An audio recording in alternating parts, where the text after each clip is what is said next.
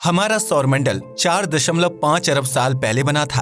अगर आज हम इसे इंसानों द्वारा बनाए गए नए रूल्स एंड रेगुलेशंस के साथ देखें तो हमें यहाँ पर एक तारा और 8 ग्रह देखने को मिलेंगे।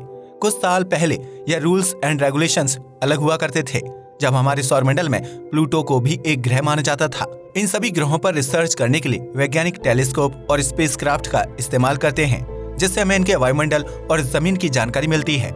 लेकिन सबसे जरूरी पार्ट इन ग्रहों के अंदर होता है, जो इस प्लैनेट की सबसे महत्वपूर्ण प्रॉपर्टीज को बनाता है, जैसे तापमान और मैग्नेटिक फील्ड।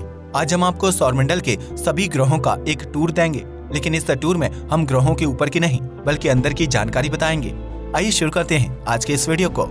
मरकरी यानी बुध, ये हमारे सौरमंडल का सबसे पहला ग्रह है और सूर्य के सबसे नजदीक भी। बिल्कुल पृथ्वी की तरह ही इसके पास भी एक आयरन और निकल से बना हुआ केंद्र है। यह 2 हिस्सों में बटा हुआ है। पहला है आउटर कोर, जो लिक्विड मेटल से बना हुआ है, और दूसरा है इनर कोर, जो सॉलिड मेटल से बना है।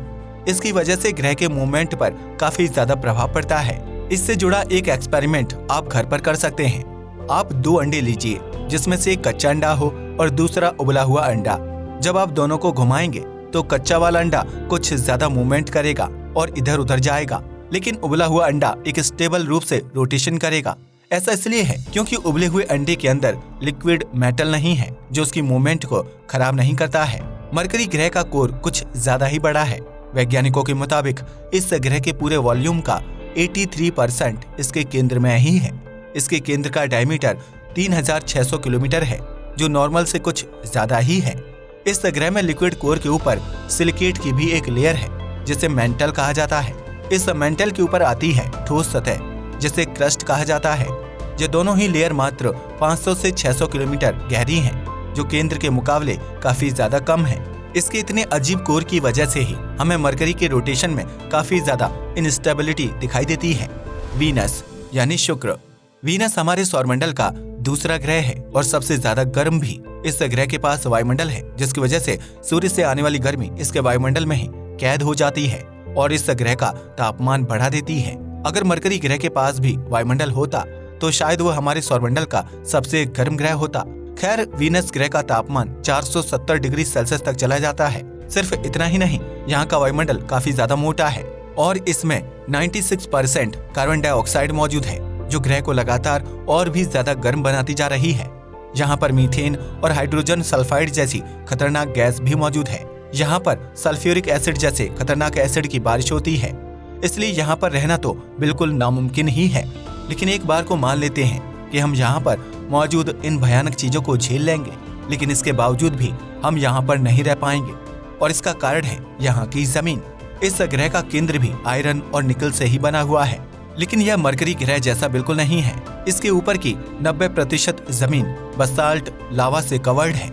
यह दरअसल एक पत्थर होता है और इसके पिघलने पर जो लावा बनता है उसे ही हम बसाल्ट लावा कहते हैं। इस ग्रह का केंद्र 3000 किलोमीटर डायमीटर का है, लेकिन इसके ऊपर बहुत मोटी लेयर्स मौजूद हैं। अगर आपको इसके केंद्र तक जाना है तो सबसे पहले तो आपको 70 किलोमीटर मोटी क्रस्ट लेयर को पार करना पड़ेगा। इसके बाद आती है इसकी एक बहुत ही मोटी लेयर यानी मेंटल। वैज्ञानिक ऐसा मानते हैं कि इसकी चौड़ाई करीब 3000 किलोमीटर है, इसलिए इसे पार करना आपके लिए काफी ज्यादा कठिन होगा। इसके बाद आप इसके केंद्र में एंटर कर जाएंगे। वैज्ञानिक अभी तक नहीं जानते हैं कि यह मेंटल लेयर किन कंपाउंड से बनी है। इस ग्रह पर स्पेसक्राफ्ट इतनी देर तक रुक ही नहीं पाते कि इसके बारे में ज्यादा जानकारी इकट्ठा की जा सके, क्योंकि वो ज्यादा तापमान होने की वजह से पिघल जाते हैं। अर्थ यानी पृथ्वी, पृथ्वी के इनर पोर्शन के बारे में आपने छोटी क्लासों में जरूर पढ़ा होगा। हमारी पृथ्वी की सबसे ऊपरी लेयर को क्रस्ट या फिर लिथोस्फीयर कहा जाता है। इसके करीब 5 से 100 किलोमीटर नीचे हमें मेंटल की पहली लेयर दिखाई देती है, जिसे अपर मेंटल कहा जाता है। इसी में 2 अलग अलग लेयर मौजूद होती हैं, जिसमें से पहली लेयर को पार्शियली मोल्टन एस्थेनोस्फीयर और दूसरी लेयर को सॉलिड एस्थेनोस्फीयर कहा जाता है। करीब 2850 किलोमीटर नीचे हमें दिखाई देता है लोअर मेंटल, और उसके नीचे आता है आउटर कोर। यह लिक्विड आयरन और निकल से बना हुआ है और इसका तापमान 4500 से 5500 डिग्री सेल्सियस के बीच में है। इसके बाद आती है हमारी पृथ्वी की आखिरी लेयर, जिसे इनर कोर कहा जाता है, और उसका तापमान 5700 से 6000 डिग्री सेल्सियस के आसपास रहता है। तापमान से ज्यादा यहाँ भयानक प्रेशर है जो करीब 36 लाख एटमॉस्फेयर के बराबर होता है। यानी हमारे एटमॉस्फेयर का जितना प्रेशर है उससे 36 लाख गुना ज्यादा प्रेशर। यह केंद्र ज्यादातर लोहे का ही बना हुआ है और इसकी रेडियस करीब 1220 किलोमीटर है। इस केंद्र की जानकारी ज्यादातर साइज्मिक वेव्स और पृथ्वी की मैग्नेटिक फील्ड से ही निकल जाती है। यहाँ पर किसी भी मैन मेड ऑब्जेक्ट का जाना और ऑब्जर्वेशन करना बहुत ही ज्यादा कठिन है। 1936 में ही हमारे इनर कोर की डिस्कवरी हुई थी और आपको जानकर हैरानी नहीं होगी कि इसे एक साइज्मोलॉजिस्ट ने ही डिस्कवर किया था।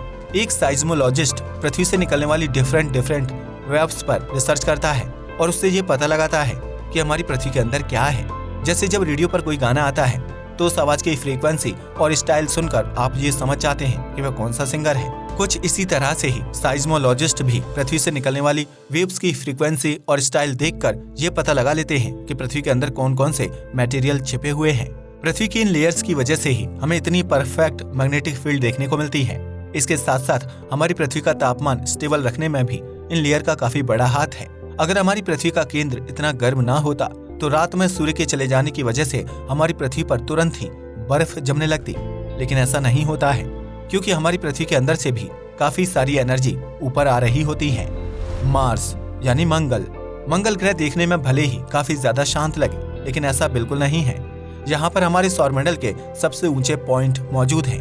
हमारे सौरमंडल का सबसे ऊंचा पहाड़ मंगल ग्रह पर ही है और इस पहाड़ की ऊंचाई 26 किलोमीटर है। इसे ओलंपस मॉन्स के नाम से जाना जाता है और यह एक मरा हुआ ज्वालामुखी है। एक समय पर इस ज्वालामुखी की वजह से पूरे ग्रह की जियोलॉजी तक में असर आता होगा। मंगल ग्रह लाल कलर का दिखाई देता है और ऐसा इसलिए है क्योंकि यहाँ पर फेरिक ऑक्साइड मौजूद है। जब लोहा ऑक्सीजन गैस के साथ रिएक्ट करता है तो वह फेरिक ऑक्साइड नाम के कंपाउंड को बनाता है जो लाल रंग का दिखाई देता है। इसके साथ साथ आपने मंगल ग्रह की ऐसी भी फोटो देखी होंगी जिसमें वह थोड़ा सा ब्राउन और पीले रंग का दिखाई देता है। दरअसल मंगल ग्रह काफी ज्यादा भयानक है और यहाँ पर सौरमंडल के कुछ सबसे बड़े धूल के तूफान आते हैं जिसकी वजह से इसके छोटे छोटे पार्टिकल पूरे ग्रह पर उड़ना चालू कर देते हैं और इसे हल्का सा भूरा और पीला रंग दे देते हैं। अब बात करते हैं ऐसी चीज की जो मंगल ग्रह के अलावा किसी और ग्रह में नहीं देखी जाती है। आमतौर पर सभी ग्रहों की ऊपरी लेयर एक समान होती है, लेकिन मंगल ग्रह के साथ ऐसा नहीं है। मंगल ग्रह के नॉर्दर्न हेमिस्फीयर में मौजूद क्रेस्ट 35 किलोमीटर चौड़ी है, लेकिन अगर आप साउथ हेमिस्फीयर में जाएंगे तो यही लेयर 130 किलोमीटर चौड़ी हो जाती है। इसकी वजह से मंगल ग्रह के रोटेशन और तापमान पर थोड़ा बहुत असर पड़ता है। मंगल ग्रह के केंद्र की रेडियस करीब 1500 किलोमीटर है। ध्यान रखिए कि यहाँ केंद्र से हमारा मतलब मंगल ग्रह के कोर से है। इस केंद्र में अधिकतम फेरस सल्फाइड मौजूद है। जब लोहा सल्फर के साथ रिएक्ट करता है तब इस कंपाउंड की फॉर्मेशन होती है। इस कोर के ऊपर मेंटल लेयर भी मौजूद है जिसकी चौड़ाई करीब 1800 किलोमीटर है। इसी केंद्र की वजह से पहले के समय में मंगल ग्रह के पास एक मैग्नेटिक फील्ड हुआ करती थी, लेकिन क्योंकि अब इसका केंद्र काफी ज्यादा धीमा पड़ गया है इसलिए इसकी मैग्नेटिक फील्ड भी ऑलमोस्ट खत्म हो चुकी है। इसी मैग्नेटिक फील्ड की वजह से ही एक ग्रह की जमीन और उसका वायुमंडल सूर्य के सोलर फ्लेयर से बच पाता है। जुपिटर यानी बृहस्पति, ये अभी तक का पहला ऐसा ग्रह है जो ठोस सतह से नहीं बल्कि हवा और सॉफ्ट लैंड से बना हुआ है। जुपिटर हमारे सौरमंडल का सबसे विशाल ग्रह है, इतना विशाल कि अगर आप सौरमंडल के सारे ग्रहों को एक साथ मिला दें और उससे एक नया ग्रह बनाएं तो भी वह जुपिटर का मात्र आधा ही होगा। अगर पृथ्वी एक 25 पैसे का सिक्का है तो जुपिटर एक बास्केटबॉल के साइज के बराबर होगा। यह ग्रह मुख्य रूप से 2 एलिमेंट से बना हुआ है और वह है हाइड्रोजन और हीलियम। हालांकि यहाँ पर मौजूद हाइड्रोजन थोड़ा अलग तरीके से बिहेव करती है। बृहस्पति के केंद्र में काफी ज्यादा प्रेशर होता है और सीधी सी बात है कि यह प्रेशर ऊपर मौजूद हाइड्रोजन और हीलियम के द्वारा लगाया जाता है। इस प्रेशर की वजह से ही केंद्र में मौजूद हाइड्रोजन काफी अलग अलग रूप ले लेती है। कभी यह लिक्विड जैसा व्यवहार करती है तो कभी मेटल जैसा। ये सब कुछ प्रेशर पर ही डिपेंड होता है। जब किसी चीज के ऊपर प्रेशर ज्यादा लगाया जाता है तो उसके पार्टिकल काफी ज्यादा नजदीक आ जाते हैं, जिसकी वजह से वह चीज काफी स्ट्रॉन्ग बन जाती है। अगर आप प्रेशर को थोड़ा कम करते हैं तो वह पार्टिकल थोड़े लूज हो जाते हैं, जिसकी वजह से मटेरियल थोड़ा कमजोर हो जाता है। बृहस्पति ग्रह का वायुमंडल गैसियस हाइड्रोजन से बना हुआ है। यह हाइड्रोजन इसके नीचे मौजूद हाइड्रोजन पर प्रेशर लगाती है।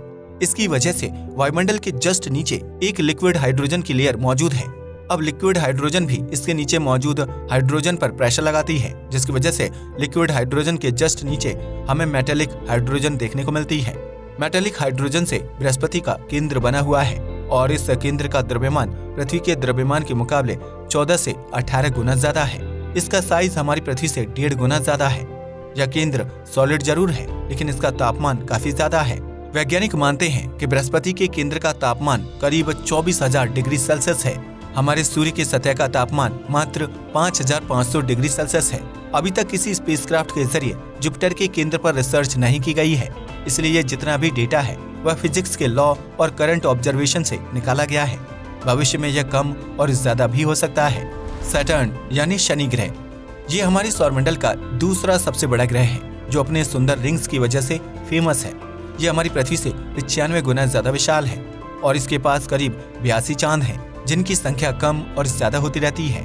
वैसे तो शनि ग्रह हाइड्रोजन और हीलियम से ही बना हुआ है, लेकिन इसके अंदर H2O, मीथेन और अमोनिया जैसी गैस भी मौजूद है। अगर आप इस ग्रह को एक केक की तरह कट करते हैं तो आउटर लेयर में आपको मॉलिक्यूलर हाइड्रोजन और हीलियम देखने को मिलेगी। शनि ग्रह का कोर आयरन, निकल और बर्फ से बना हुआ है। इस आउटर लेयर और कोर के बीच में एक और लेयर मौजूद है जो मेटालिक हाइड्रोजन से बनी हुई है। सैटर्न हमारे सौरमंडल का इकलौता ऐसा ग्रह है जिसकी डेंसिटी पानी से भी कम है। यानी अगर आप एक बहुत बड़ा समुद्र लाते हैं और उस समुद्र में इस ग्रह को डाल देते हैं तो यह डूबने के बजाय उस पर फ्लोट यानी कि तैरने लगेगा। यह ग्रह भले ही दिखने में ठंडा लगे, लेकिन इसके अंदर से बहुत भारी मात्रा में एनर्जी रिलीज होती है। इसे जितनी एनर्जी सूर्य से मिलती है उससे 2.5 गुना ज्यादा एनर्जी यह अपने केंद्र से बाहर रिलीज करता है।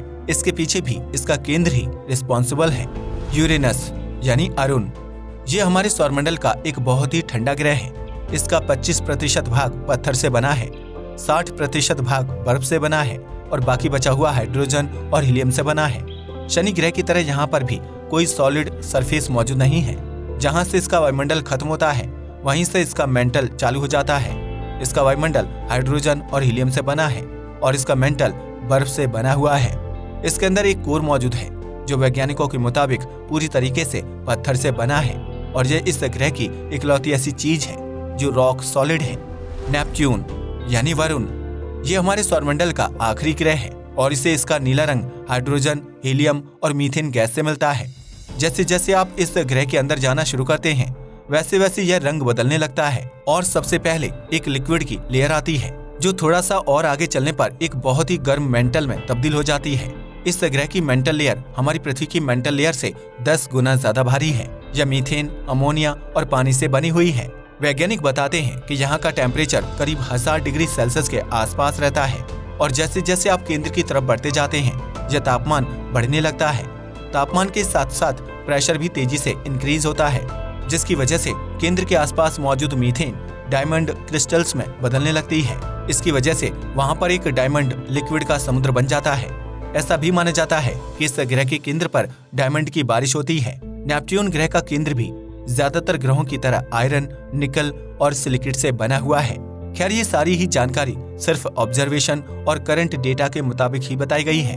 हम ये नहीं जानते कि यह कितनी सच है और कितनी नहीं। आने वाले समय में हम ऐसे स्पेसक्राफ्ट जरूर बना सकते हैं जो इन ग्रहों के अंदर वाले हिस्से की भी स्टडी करें। आज के लिए बस इतना ही। वीडियो पसंद आया हो तो इसे लाइक और शेयर करें। जय हिंद दोस्तों।